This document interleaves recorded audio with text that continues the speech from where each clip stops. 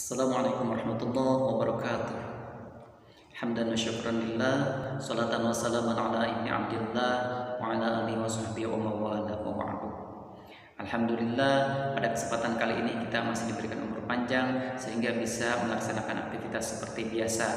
Dan di bulan Ramadan ini mudah-mudahan kita selalu diberikan kesehatan dan kekuatan. Karena puasa itu kata Nabi, sumu tasihu, puasalah kalian, niscaya kalian akan sehat. Kenapa seperti itu? Karena ketika kita di bulan puasa ini, kita itu diistirahatkan. Yang biasanya kita makan pagi, kemudian makan siang, kemudian makan malam. Sedangkan di bulan puasa ini kita diistirahatkan. Jadi saluran atau kalau dalam istilahnya gilingan di dalam tubuh kita itu tidak terus-terusan menggiling, akan tetapi diistirahatkan. Makanya dengan cara berpuasa maka kita itu akan sehat nanti, karena mesin yang ada dalam tubuh kita itu akan istirahat juga. Tidak panas, tidak seperti biasanya. Kalau seperti biasanya itu menggiling terus. Bahkan ada yang mengatakan ketika kita makan pagi, maka itu digilingnya harusnya sampai jam 3. Sedangkan jam 12 itu kita makan. Kemudian ketika kita makan siang, maka digilingnya itu sekitar sampai jam 8. Sedangkan jam 6 kita makan. Nah, maka dari itu ketika bulan puasa maka mesin gilingan yang ada di dalam tubuh kita itu beristirahat, sehingga kita insya Allah akan sehat. Amin ya Allah ya Rabbal Alamin. Baiklah, pada kesempatan kali ini kita akan membahas tentang sholat tarawih. Nah, ada beberapa video yang mungkin kita sering lihat, yaitu video sholat tarawih itu cepat sekali. Coba kita lihat dulu videonya seperti ini. Allahu Akbar, Allahu Akbar. Bismillahirrahmanirrahim. Alhamdulillahirabbil alamin arrahmanir rahim maliki yaumiddin. Iyyaka na'budu wa iyyaka nasta'in. Ihdinas siratal mustaqim. Ghairil maghdubi 'alaihim waladdallin. Amin. Bismillahirrahmanirrahim. Qul huwallahu ahad, Allahu samad, lam yalid wa lam yulad wa lam yakul lahu kufuwan ahad. Allahu Akbar. Sami Allahu liman hamidah. Allahu Akbar, Allahu Akbar, Allahu Akbar, Allahu Akbar. Assalamualaikum warahmatullahi wabarakatuh. Assalamualaikum warahmatullahi. Bismillahirrahmanirrahim. Ya Yasin. Allahu Akbar. Alhamdulillah. Allahu Akbar. Allahu Akbar. Allahu Akbar. Allahu Akbar. Bismillahirrahmanirrahim. Dhalin. Bismillahirrahmanirrahim. Taha. Nah, dengan cara melihat video seperti tadi, maka kita harusnya miris melihatnya. Kenapa? Sholat tarawih itu betul, emang sholat sunnah. Tapi kan tetap sholat. Yang namanya sholat itu ada rukun. Walaupun dia sholat sunnah, ada rukun di dalamnya. Rukun apa? Ada 3 rukun. Ada rukun qauli, ada rukun fi'li, dan ada rukun qalbi. Nah, kalau rukunnya itu tidak sesuai, maka gimana sholatnya mau sah? Walaupun itu sholat sunnah. Kan di situ ada bacaan-bacaan seperti bacaan rukun qauli, bacaan surat Al-Fatihah. Coba kalau sekiranya Al-Fatihahnya itu rusak, maka sholatnya tidak sah. Bahkan Syekh Nawawi pernah mengatakan,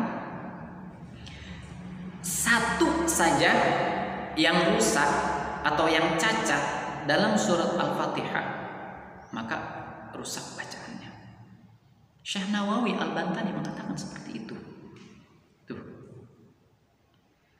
Kemudian banyak yang sering rusak dalam bacaan surat Al-Fatihah ketika sholat taraweh, yaitu di waladhdallin.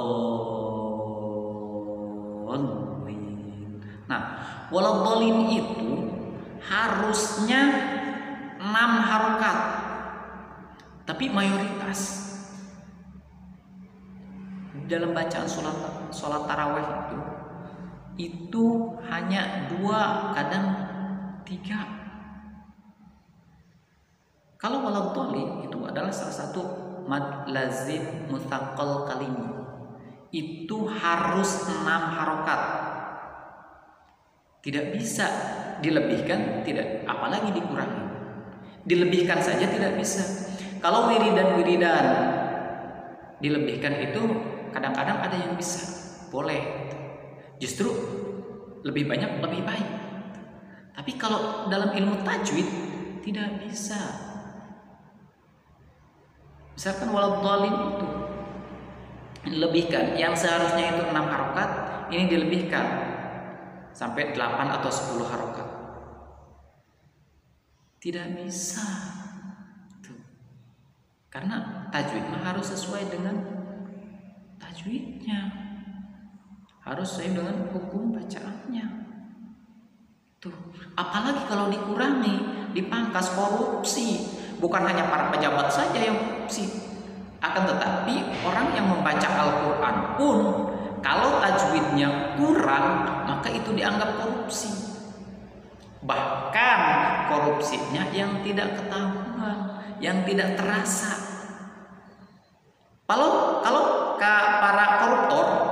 para koruptor itu bisa ketahuan, oh korupsinya sekian juta, sekian miliar, ketahuan. Tapi kalau baca Quran tidak ketahuan berapa korupsinya, berapa tajwid yang dipangkasnya. Makanya kalau yang belum bisa ngaji tajwid, belajar dengan baik. Tuh. Ya, supaya apa? Supaya kita ngajinya sesuai dengan tajwidnya. Kan keterangannya lam yujawwidil Qur'ana athimun.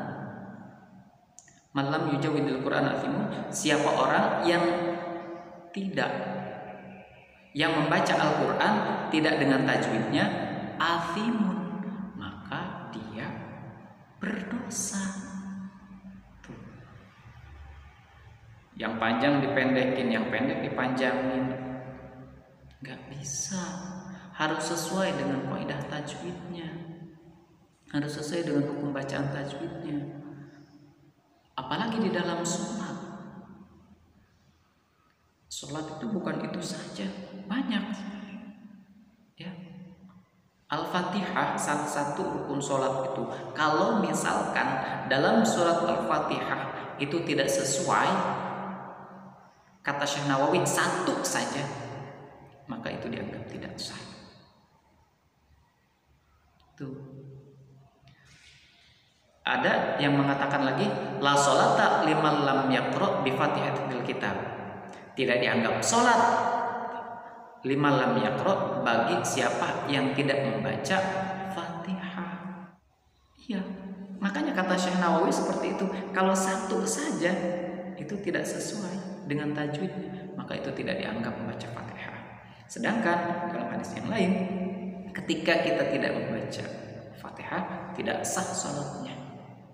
Ya, makanya harus sesuai dengan tajwidnya. Belajar tajwid yang baik. Tuh. Memang di dalam Al-Quran itu ada yang bisa dipangkas, ada yang tidak.